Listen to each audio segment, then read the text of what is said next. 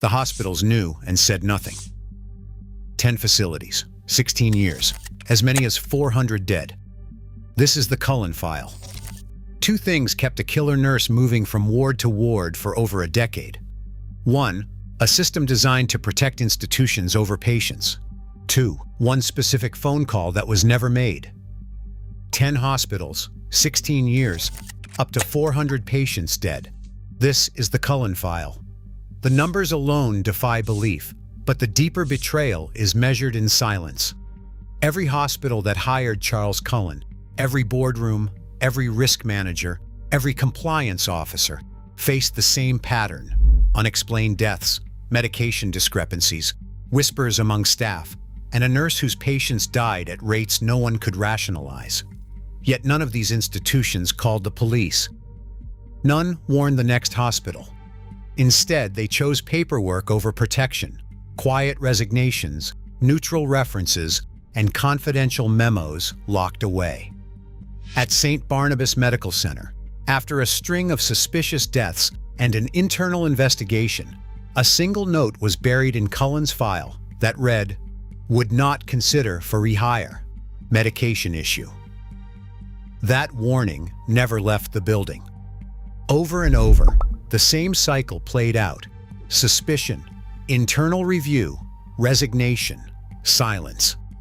Hospitals passed Cullen along like a toxic secret, each one betting that liability could be contained, that the problem would become someone else's. The system was not broken. It was working exactly as designed, to protect the institution, not the patient. What followed was a 16-year chain of preventable deaths, each link forged by a decision to say nothing. This is not just a story of a killer nurse. It is the anatomy of institutional complicity, measured in bodies and in the silence that let them fall. Charles Edmund Cullen entered the world on February 22, 1960, the youngest of 8 in a family marked by loss. His father died before Cullen's first birthday. 17 years later, his mother was killed in a car crash, leaving him adrift as a teenager. He dropped out of high school, joined the Navy at 18, and was discharged in May 1984 after a psychiatric evaluation concluded he could not adapt to military life. The official file recommended civilian counseling. By June 1987, Cullen had graduated from Mountainside Hospital nursing program in Montclair, New Jersey. That same month, he married Adrienne Taub and was awarded his registered nurse license. Within weeks, he secured his first staff nurse job at Riverdale Hospital.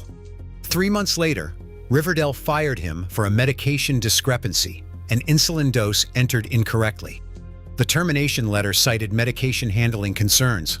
Still, the next hospital, St. Barnabas Medical Center, hired him as a burn unit nurse. Their file included a neutral reference from his school and a note from Riverdale that said would not consider for rehire, medication issue. The warning stayed in the drawer.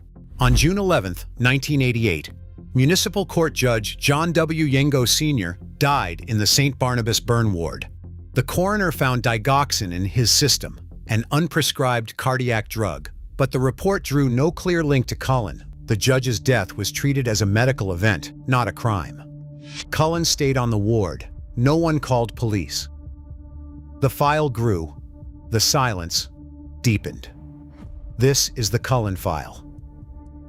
April 1992, St. Barnabas Medical Center, Livingston, New Jersey. After a contaminated intravenous incident, administrators gathered the evidence: particulate matter in intravenous bags, unexplained medication access, and a nurse already flagged for prior handling errors. The internal investigation traced the timeline, reviewed shift logs, and found Cullen's name on the medication carts. But instead of alerting police or regulators, the hospital's response was to document, file, and seal. In the personnel file, a single line was entered by Human Resources: "Would not consider for rehire, medication issue." The phrase was precise, bureaucratic, and devastatingly silent. It was never shared outside the building. No police report, no state board notification. The warning The only formal red flag in Cullen's early career became just another page in the drawer. Court records and investigative reporting confirm that this note survived every audit, every lawsuit, every attempt to reconstruct the chain of deaths. It is the first and clearest evidence that the institution recognized a danger, then chose secrecy. The file grew thicker, but the warning stayed locked inside. Administrators signed off on a neutral reference. Cullen resigned quietly. The system functioned exactly as it was meant to: protect the brand, shield the hospital from liability, and move the problem down the road. This is the Cullen file. Each time the paperwork was filed away, a new hospital opened its doors. Each time a warning was buried, the cycle began again. That phrase was meant to close a door. In practice, it kept every other one open. Sacred Heart Hospital, May 1997. 16 days. That is how long Charles Cullen lasted before being fired, officially for not getting along with staff. Behind closed doors, the hiring committee had already received a file from his last employer, flagged with the phrase, "medication issue." The warning was noted, then buried. No police report, no alert to the state board. The paperwork was filed away, and Cullen was free to move on. This cycle repeated itself across 10 hospitals in New Jersey and Pennsylvania. Each institution opened its doors to a nurse with a growing trail of dead patients and internal investigations.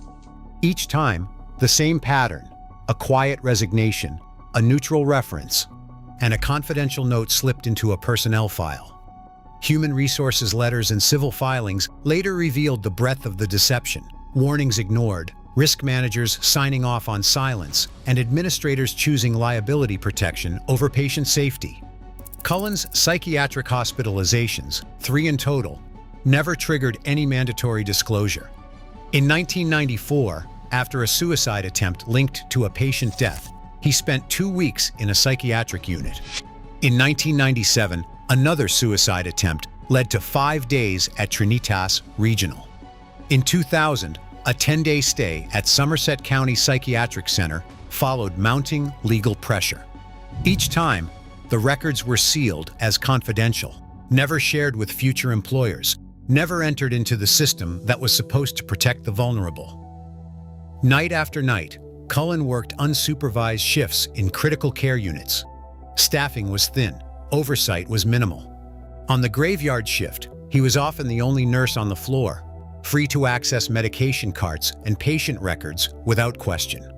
Mortality statistics from these units tell the story: spikes in unexplained deaths, clusters of cardiac arrests, and victims ranging from the elderly to the young. The names change, but the pattern holds. Rehire, kill, repeat. This is the Cullen file. No call, not a single warning from the network of risk managers, compliance officers, and hospital executives who tracked Charles Cullen's movements for years. Somerset Medical Center's main switchboard never lit up with a heads up. The phone tree, a system meant to quietly tip off peer institutions about dangerous staff, deliberately skipped Somerset. 16 patients died as a result. This omission was not an accident, not a technical failure, but a choice. Internal meeting minutes from Somerset's risk management team record the absence. No external warning received. Telephone records from the hospital's provider confirm it. No inbound alert, no flagged extension, nothing. In court, the presiding judge called this silence the ultimate tyranny of a system that chose institutional self-preservation over the lives of patients. The cost is not measured in paperwork or policy, but in bodies. 16 people at Somerset alone. Each death a direct consequence of that missing call. The system did not malfunction. It functioned as designed, protecting the institution while patients died in beds just down the hall. This is the Cullen file. Somerset's Pyxis audit logs recorded 27 high-dose potassium entries under Charles Cullen's badge, each one time-stamped, each one tied to a patient who would not survive. The digital trail could not be erased. But even as the computer system flagged the mounting deaths, Somerset's risk manager told police that no long-term medication records existed. That was a lie, later disproven by the very logs investigators subpoenaed. The obstruction delayed the investigation, but it did not stop it. Detectives turned to Amy Logren, a fellow ICU nurse. She had seen the unexplained deaths and the patterns in Cullen's shifts. When police asked her to wear a wire, she agreed.